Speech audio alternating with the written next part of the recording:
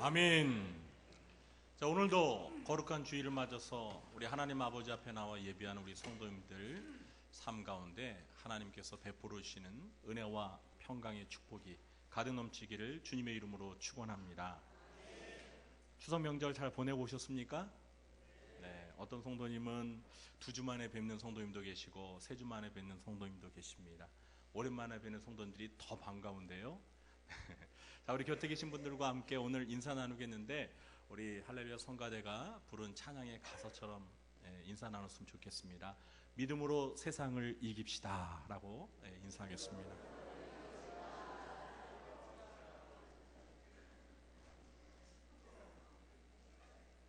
꼭 이기시기 바랍니다. 지금으로부터 거의 500년 전인 1517년 10월 31일에 34살의 젊은 독일인 신부 마르틴 루터는 자신이 교수로 있었던 이 비텐베르크 대학의 성당 정문에다가 면죄부 판매의 부당성을 알리는 95개 조항의 항의문을 붙였습니다.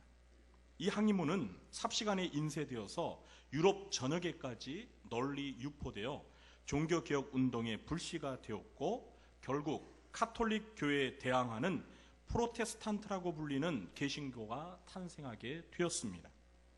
그래서 개신교에서는 17세기 중반부터 10월 31일을 종교개혁 기념일로 정하고 대부분의 교회들이 10월 마지막 주일을 종교개혁 기념주일로 지켜오고 있습니다. 앞서 말씀드린 대로 이 종교개혁 운동은 오늘날 개신교를 태동시킨 위대한 사건입니다. 그러므로 개신교 신자들은 왜 종교개혁이 일어날 수밖에 없었는지, 그리고 종교개혁의 중요한 정신들은 무엇이고 종교개혁가들이 우리들에게 물려준 이 소중한 신앙의 유산들이 무엇인지에 대해서 잘 알아야 합니다. 그런데 많은 개신교 신자들은 이 개신교의 뿌리라고 할 수 있는 종교개혁의 배경과 그 정신과 그리고 그 유산에 대해서 잘 알지 못합니다. 이런 것들을 알기 위해서는 이 종교개혁 기념주일 하루 가지고서는 너무도 부족합니다. 그래서 우리 교회에서는 10월 한 달을 아예 종교개혁 감사의 달이라고 정했습니다.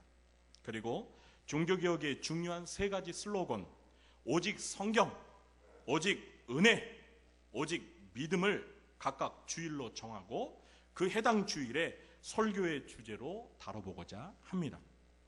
오늘은 종교개혁 감사의 달 첫 주일을 맞아 오직 성경 주일로 정하고 이 종교개혁의 첫 번째 슬로건 오직 성경, 라틴어로 솔라 스크립추라라는 제목으로 말씀을 전하도록 하겠습니다. 오늘은 처음 시간이니까 먼저 이 종교개혁 운동이 발생하게 된 그 원인과 당시의 배경에 대해서 잠시 알아보겠습니다. 종교개혁이 발생하게 된 원인은 한마디로 중세시대 카톨릭 교회가, 그러니까 천주교회가 심각하게 타락하고 부패했기 때문입니다. 중세시대 유럽은 4세기에 로마 제국의 콘스탄틴 황제가 기독교를 국교로 공인한 이후로 1000년 동안 로마를 중심으로 카톨릭이 장악을 했습니다. 그래서 지금도 이 이탈리아의 로마 수도에 가면 무엇이 있습니까? 교황청이 자리하고 있는 것입니다. 이 카톨릭은 국가의 보호 아래 유럽 전역으로 세력을 확장했습니다. 유럽 대부분의 나라들이 이 카톨릭 국가였기 때문에 카톨릭은 이 국가의 권력을 등에 업고 막강한 세력을 행사했습니다. 자연스럽게 이 카톨릭 교회의 수장인 교황의 권위는 거의 절대적이어서 교황이 각 나라의 황제를 임명하는 데까지 영향력을 행사하기도 했습니다. 그래서 이 국가가 교황의 신여로 전락하여 이에 반발하는 황제들과 교황 사이에 심각한 갈등이 생기기도 했습니다. 이 가톨릭 교회의 교리에 따르면 교황은 사도 베드로의 후계자로서 지상에서 유일한 하나님의 대리자입니다. 그러므로 교황에게는 절대적인 권한이 부여됩니다. 가톨릭 교회에서는 이 교황이 내린 공식적인 문서, 교서라고 하죠. 이것은 하나님의 말씀인 성경과 동등한 권위를 가집니다. 그러니까 교황의 말은 곧 하나님의 말씀과 같다는 것입니다. 그런데 이 권력은 부패하기 쉽고 절대 권력은 절대적으로 부패한다는 유명한 말이 있듯이 절대적인 권력을 행사했던 이 교황 제도는 가톨릭 교회의 부패의 온상이 되어버리고 말았습니다. 그래서 종교개혁 시대의 개혁자들은 교황을 가리켜서 이구동성으로 교황은 적그리스도다라고 말하기를 주저하지 않았던 것입니다. 이 교황 제도뿐만 아니라 중세시대 가톨릭 교회는 비성경적이고 이단적인 교리와 전통, 의식들로 심각하게 부패하고 타락했습니다. 시간 관계상 제가 몇 가지 사례들만을 여러분에게 소개해 보겠습니다. 이 가톨릭에서는 예수님의 모친 마리아뿐만 아니라 교회 역사에서 위대한 업적을 남긴 사람들에게 세인트, 성인이라는 호칭을 부여해서 그들의 기념일을 만들고 그들에게 날마다 기도하도록 했습니다. 기도는 하나님에게만 하는 것인데 사람들에게 기도하는 이러한 잘못을 범했던 것입니다. 이것은 예수 그리스도만이 하나님과 인간 사이에 유일한 중보자라는 성경의 진리를 부정하고 또 다른 인간 중보자들을 만드는 큰 죄였던 것입니다. 또한 예수님과 마리아, 성인들의 형상이나 그림, 심지어는 성인들의 유품이나 뼈들을 교회에다 보존하고 설치하여서 그들에게 기도하고 그것들을 공경하도록 했는데 이것은 명백히 십계명의 제2계명인 우상숭배의 죄를 짓고 있는 것이었습니다. 또 가톨릭에서는요, 천국과 지옥 말고 있지도 않은 연옥이라는 제3의 사후 장소를 만들었습니다. 이 연옥은 어떤 사람들이 가는지 아십니까?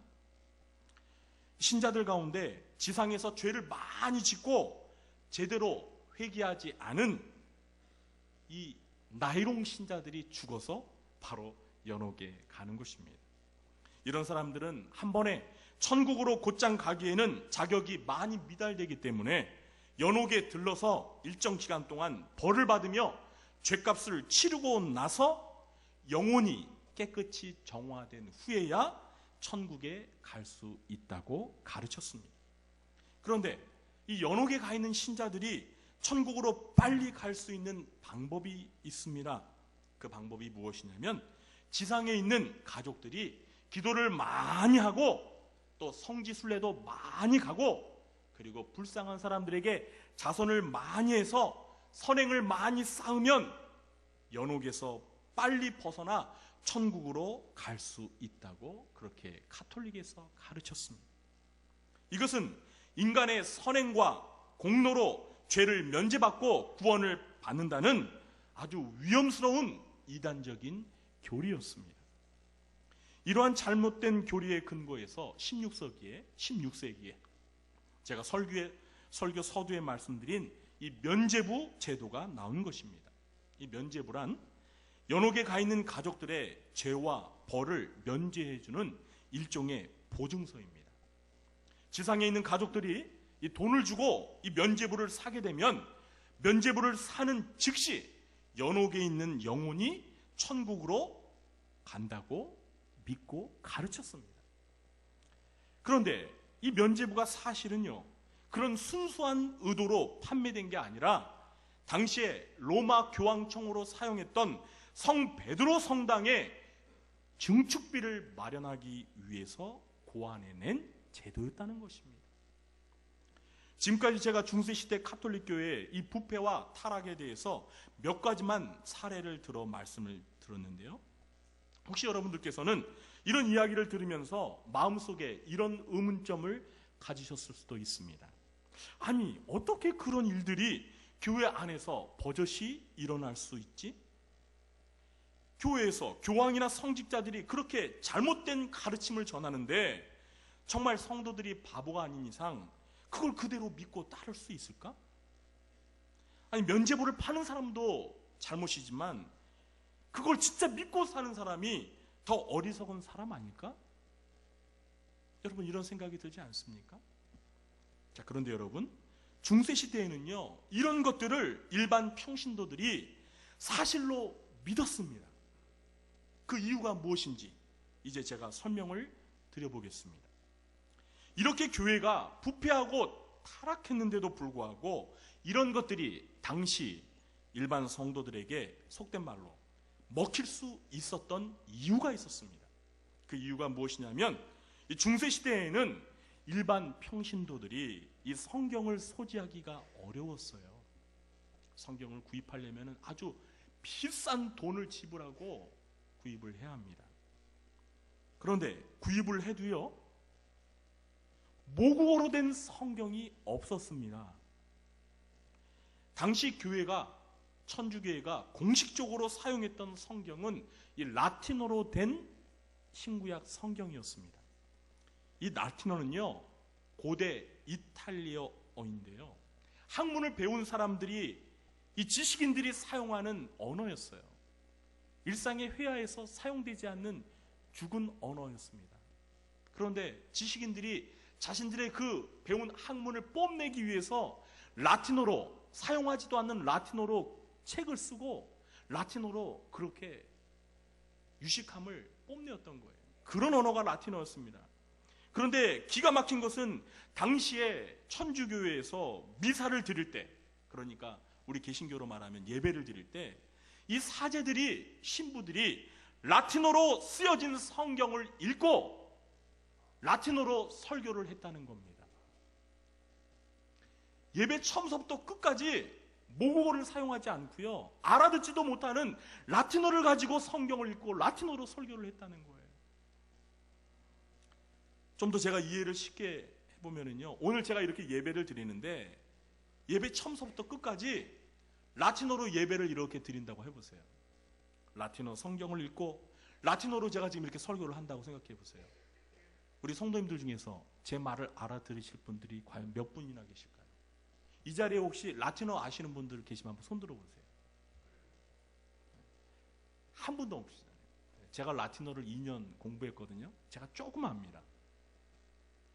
라틴어 아시는 분 한 분도 없어요. 그러니까 저 혼자 떠들고 있는 거예요. 1시간 동안 예배를 드리면서 성도님들은 그냥 멍하니 그냥, 저게 무슨 말이야?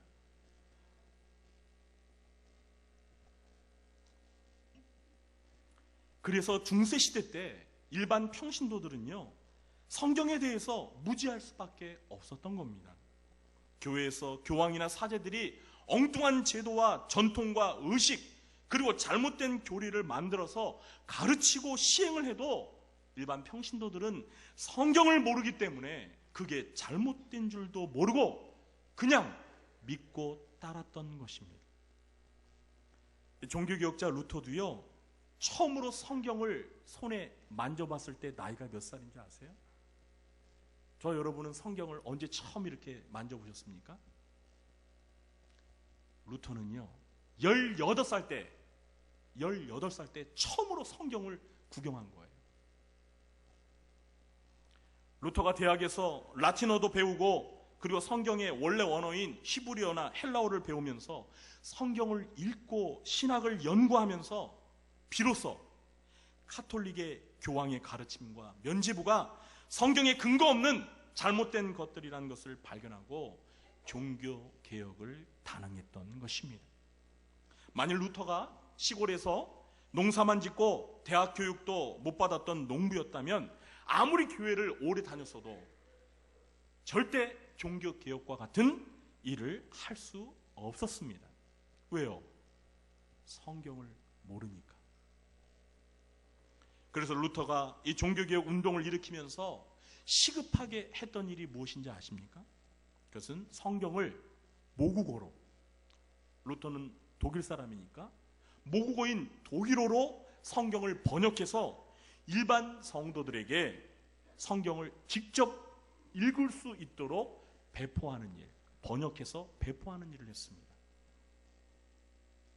당시에 루터의 가르침을 들으면서 이 종교개혁에 공감하고 동조하는 사람들도 있었습니다. 그러나 사람들이 이 루터의 가르침과 주장이 성경적으로 정말 맞는지 확인하려면 어차피 스스로 자신들이 성경을 직접 읽고 판단하는 방법밖에 없었습니다. 그러므로 이 독일어로 된 성경을 번역해서 대중들에게 보급하는 일이야말로 가장 시급했던 일이었습니다. 그래서 루터는 먼저 1522년에 독일어로 된 신약 성경을 번역했고요. 구약 성경은 분량이 많기 때문에 1534년에 가서야 구약 성경도 번역해서 출판을 했습니다. 다행히도 1450년에 이 독일의 구텐베르크가 금속 활자 인쇄본을 이 인쇄술을 발명하여 가지고요. 이 성경이 번역되어서 책으로 만들어져서 널리 인쇄되어 배포되는 일이 아주 수월했었습니다. 그래서 이 성경을 모국어로 읽게 되니까 비로소 일반 대중들이, 일반 평신도들이 그동안 교황과 사제들의 가르침이 잘못되었다라는 사실을 알게 된 겁니다. 루터의 말이 옳았다는 사실을 깨닫고 종교개혁 운동에 많이 가담하여서 이 종교개혁이 유럽 전역으로 널리 확장되는 일에 큰 도움이 되었던 것입니다. 그래서 종교개혁자들의 중요한 이 첫 번째 슬로건이 바로 무엇입니까? 오직 성경. 오직 성경이었던 것입니다. 그러면 이제 오직 성경으로라는 이 슬로건에 담긴 종교개혁의 정신을 살펴보도록 하겠습니다. 첫째, 오직 성경만이 신앙과 행위의 절대적인 표준으로서 권위를 가집니다. 종교개혁자들은 신앙과 행위의 유일한 법칙은 오직 성경이라고 믿고 가르쳤습니다. 그러나 카톨릭에서는 교황의 말과 교회의 결정이 성경과 똑같은 권위를 가지고 있다고 가르쳤습니다. 그러니까 교황이 로마 카톨릭 교회가 성경과 전혀 다른, 성경에도 없는 연옥이나 면죄부 같은 주장을, 교리를 가르쳐도 성경과 동등한 권위를 가지면서 영향력을 행사했던 것입니다. 그러나 종교개혁자들은 오직 성경만이 우리 신앙생활의 절대적인 표준으로 권위를 갖는다라고 믿고 가르쳤습니다. 성경 외에 그 어떤 전통도 사람의 말도 성경에 근거하지 않으면 절대적인 힘을 발휘할 수 없다는 것이 바로 종교개혁자들의 믿음이었고 종교개혁자들의 주장이었습니다. 그러므로 우리 성도님들께서는 이 목사가 강단에서 하는 말이라도 정말 성경에 비추어서 옳은가를 잘 분별하셔야 합니다. 그러므로 우리는 사도행전 17장 11절에 나오는 이 베레아 교회 성도들과 같은 자세가 필요합니다. 베레아에 있는 사람들은 데살로니가에 있는 사람들보다 더 너그러워서 간절한 마음으로 말씀을 받고 이것이 그러한가 하여 날마다 성경을 상고했다, 이렇게 기록하고 있습니다. 그렇습니다. 저와 여러분은 먼저 간절한 마음으로 말씀을 받는 자세가 필요합니다. 그리고 이것이 정말 그러한가 하여 성경을 날마다 상고하면서 확인하는 작업이 반드시 있어야 합니다. 간혹 어떤 부흥회를 참석해 보면은요, 이 부흥회 강사가 잘못된 내용의 설교를 하고 있는데도 우리 성도님들이 큰 소리로 아멘 이렇게 하는 것을 듣는 경우가 있거든요. 이거는 옳은 것이 아닙니다. 그러므로 우리 구리주안교 성도님들은 설교를 들으실 때 간절하게 사모하는 마음으로 말씀을 들으면서도 한편으로는 설교자가 성경에 입각해서 제대로 바르게 설교를 했는지 여러분들이 직접 성경을 읽으면서 확인하는 작업을 반드시 하시기 바랍니다. 그리고 설교자가, 목사가 잘못된 설교를 했다면 가셔서 가르쳐 주시기 바랍니다. 주저하지 마시고요.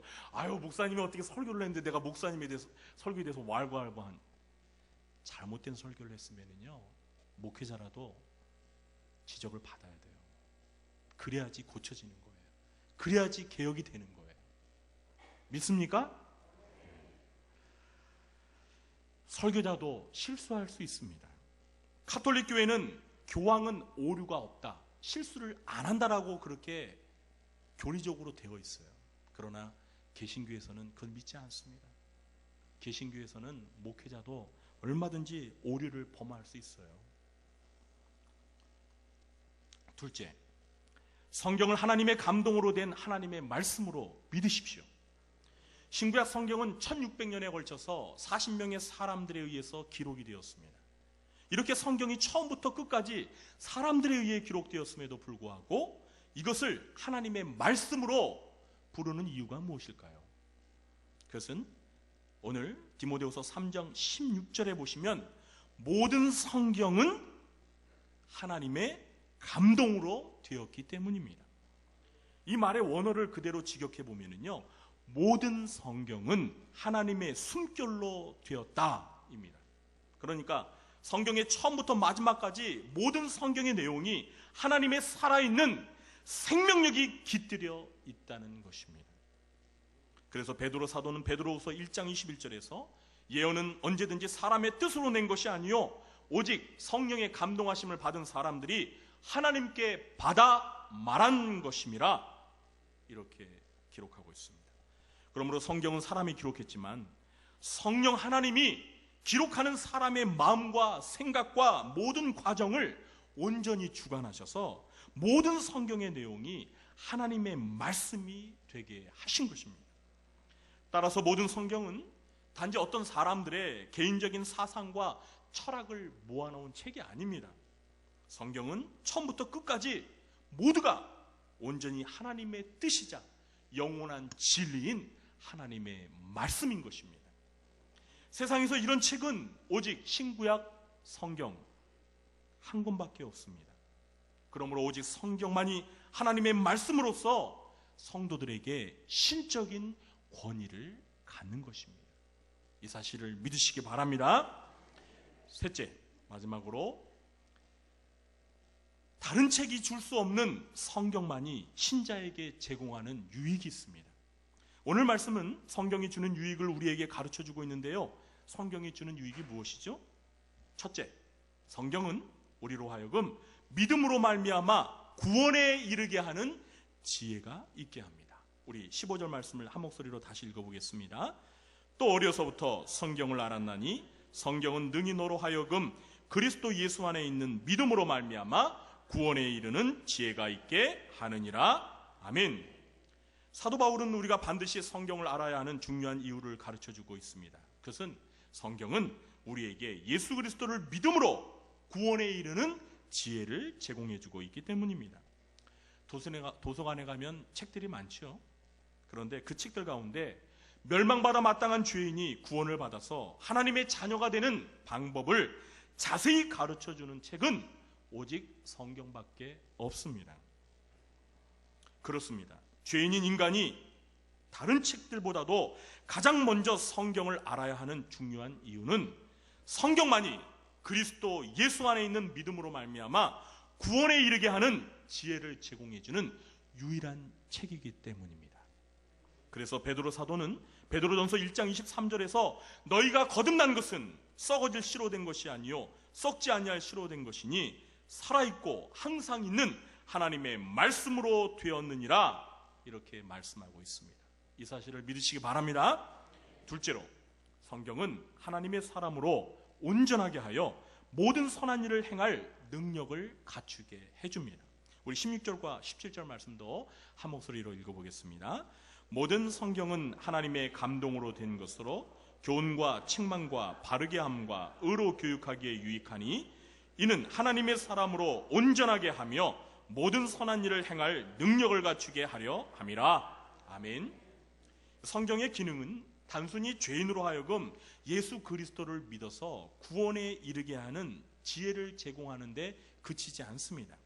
하나님의 말씀인 성경의 더 중요한 기능은 죄인을 하나님의 자녀로 거듭나게 할 뿐만 아니라 구원받은 하나님의 자녀를 건강하고 성숙한 하나님의 자녀로 성장시켜서 하나님의 일을 온전히 감당할 수 있는 능력을 갖추도록 도와준다는 것입니다. 그러므로 예수를 믿고 구원받은 하나님의 자녀가 지속적으로 성경을 배우는 이 교육의 과정을 밟지 않으면 그는 결코 하나님의 사람으로 온전해질 수가 없는 것입니다.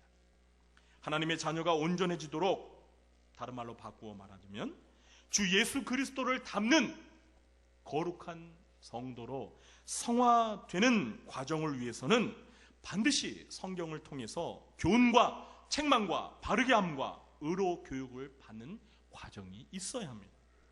이런 성경의 교육 과정을 거쳐야 17절의 말씀처럼 비로소 하나님의 사람으로 온전하게 되어서 모든 선한 일을 행할 능력을 갖추게 되는 것입니다. 그러므로 성경을 배우지 않는 신자는 교회를 오래 다녔어도 좀처럼 신앙이 성장하지 않습니다. 10년, 20년, 30년, 40년을 교회에 열심히 다녀도 성경을 열심히 배우지 않으면 어린아이와 같은 초보적인 신앙 수준에 머물러 있게 되는 것입니다. 그러므로 그런 신자들에게는요, 모든 선한 일을 행할 능력이 없는 것입니다. 그러므로 이 믿지 않는 죄인이 구원을 받고 구원을 받은 성도가 하나님의 온전한 사람으로 성숙해져서 하나님의 일을 잘 감당하는 데 있어서 절대적으로 필요한 책이 바로 무엇이에요? 오직 성경입니다. 이것이 바로 종교개혁자들이 외쳤던 오직 성경이라는 그 슬로건 속에 담겨있는 종교개혁의 정신인 것입니다. 이제 말씀을 맺겠습니다.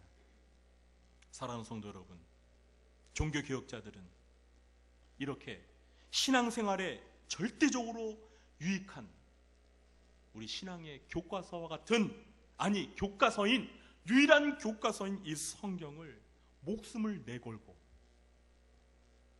순교의 위험을 각오하면서까지 그 사제들의 손에서 빼앗아 평신도들의 손으로, 그것도 일반인들이 쉽게 이해할 수 있도록 자국어로 번역을 해서 우리들의 손에 건네 주었던 것입니다.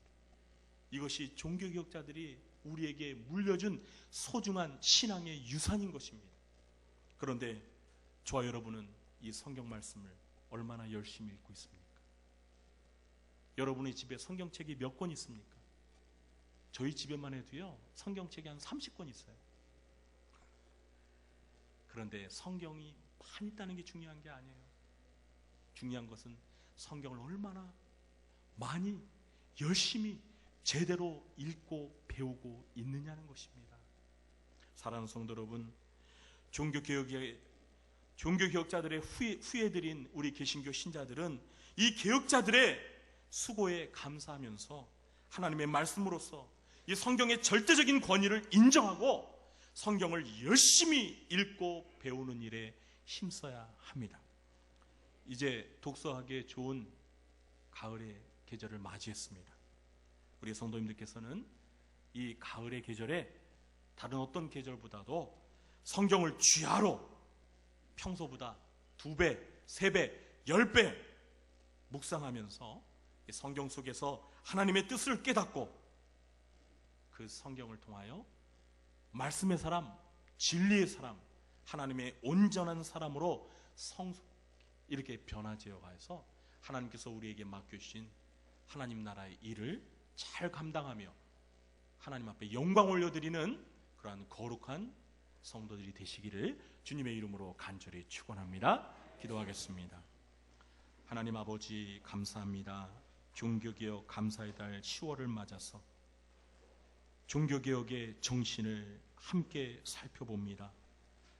중세 가톨릭 교회가 1000년 동안 심각하게 타락하고 부패하였지만 그 가운데서 종교개혁이 일어날 수 있었던 것은 루터와 같은 개혁자들이 성경 말씀을 바로 읽고 해석하여 그것을 널리 전하였기 때문입니다. 우리 구리장교회 성도들, 종교개혁의 후예로서 종교개혁자들이 우리에게 물려진 귀한 신앙의 유산인 성경을 열심히 읽고 배우고 그 성경대로 살아가는 삶이 되게 하여 주옵소서. 제2의 종교개혁이 필요하다고 외치는 소리들이 많습니다. 한국교회가 중세 가톨릭 교회를 닮아 부패하고 타락해져 가고 있습니다. 우리 구리중앙교회 성도들이, 한국교회 성도들이 깨어서 종교개혁의 정신을 계승하게 하여 주셔서 교회가 순수성을 지킬 수 있도록 도와주시옵소서. 예수님의 이름으로 기도하옵나이다. 아멘.